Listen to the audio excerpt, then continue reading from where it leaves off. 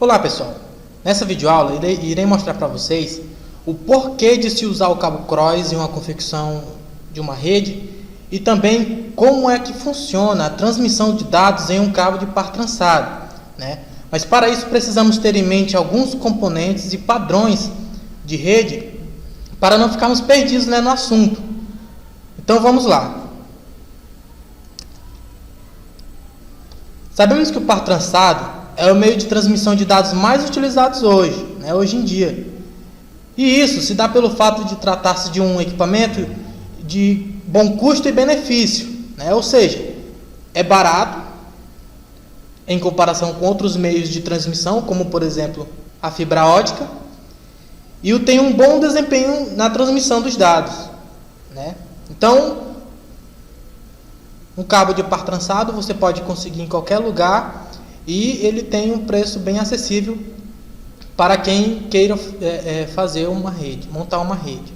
Sabemos também que o cabo de par trançado possui categorias, e entre essas categorias encontram-se os mais utilizados, que são o de categoria 3, que é este, o de categoria 5, que é este, o de categoria 6. Nesta videoaula eu vou utilizar o de categoria 5, que na verdade é um dos mais utilizados também entre essas categorias. Não podemos também esquecer, pessoal, do conector FJ45, que é o componente que irá fazer a conexão das portas de rede, dos computadores e o switch, que ele poderá fazer a conexão entre computadores ou entre switch computador ou entre switch. Outro fator importante também que a gente tem que ter em mente são as cores do cabo de par trançado, que elas seguem certa ordem de cores que constitui um padrão universal para os cabos de rede, que vamos pontuar um pouco mais à frente na nossa videoaula. Então, existem dois padrões mundialmente utilizados na confecção de um cabo de rede com o par trançado, que é o padrão T568A e o padrão T568B.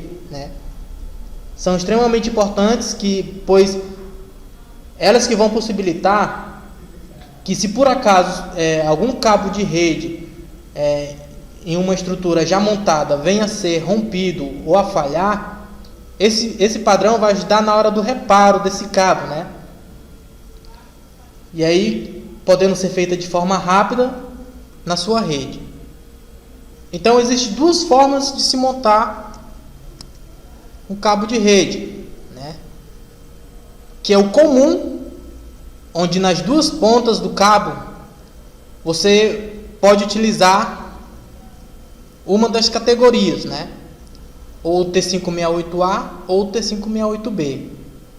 Então, quando você usa nessas duas pontas o mesmo padrão, você tem um cabo de rede comum, E um cabo de rede comum você utiliza para ligar um computador e um switch, ou no caso do nosso exemplo aqui, um hub.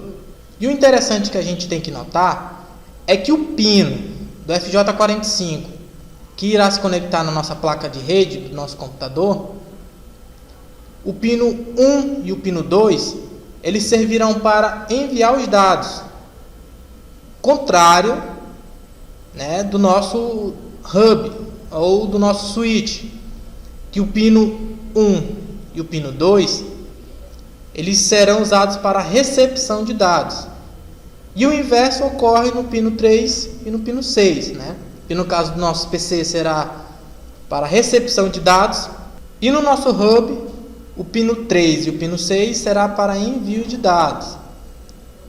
Então olha só por que funciona. Digamos então que eu conectei um PC a um hub. Quando eu envio os dados, a porta que serve de saída lá, de envio do meu PC, é exatamente a que vai receber no meu hub, E a porta de saída do meu hub, ou seja, que envia os dados, será a que vai receber lá no meu PC. Então a transmissão de dados ela é feita de forma simples, Então, por isso que a gente usa o cabo comum quando a gente vai fazer a comunicação ou a transmissão de dados entre um PC e o hub.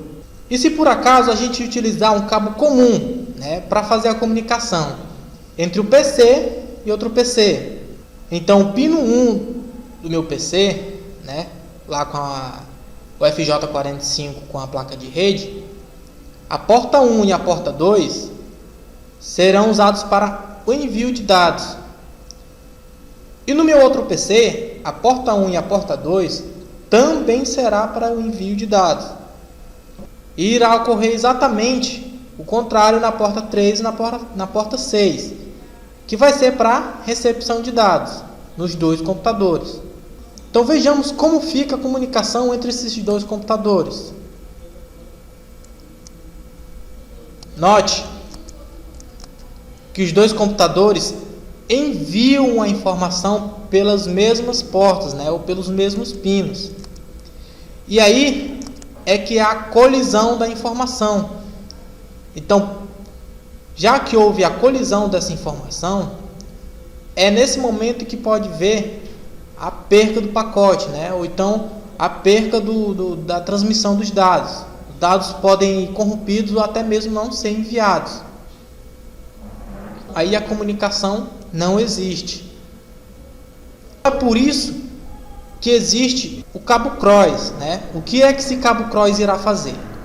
Veja que agora vamos fazer a comunicação entre dois computadores. Só que é o seguinte, em um computador eu vou usar o padrão TA658A e no outro computador vou usar o padrão T568B.